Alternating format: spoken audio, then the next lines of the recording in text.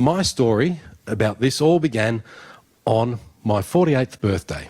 Now, at that point in time, I thought that I was fit and healthy because I was exercising a lot, I was playing a lot of sport, I was going to the gym, I was walking 7.5 Ks every day, and I could do that walk in about an hour. So it was a pretty brisk pace. And I had none of the typical warning signs or symptoms that they tell you to look out for if you're at risk of having a heart attack. No chest pain, no fatigue, no pain in the jaw, no pain in the left arm, nothing. I thought I was fit and healthy. Then the very next day, after my 48th birthday, was that OG Wiggles concert I was talking about. And this photo was taken at about 8:55 p.m.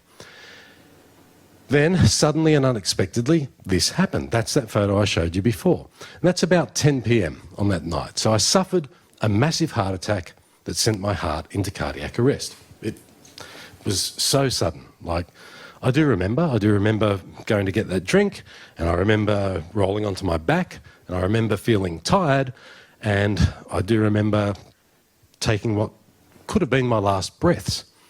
And then I just blacked out, and that was it. So it is that sudden.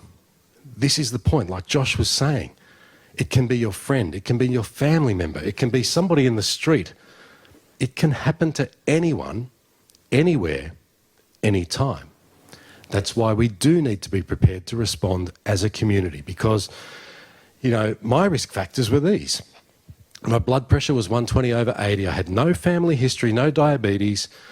BMI was 22.5, a little bit high, and I'm probably back to being a little bit high again now. I need to take some time out and slow down from doing some things and focus on my health again.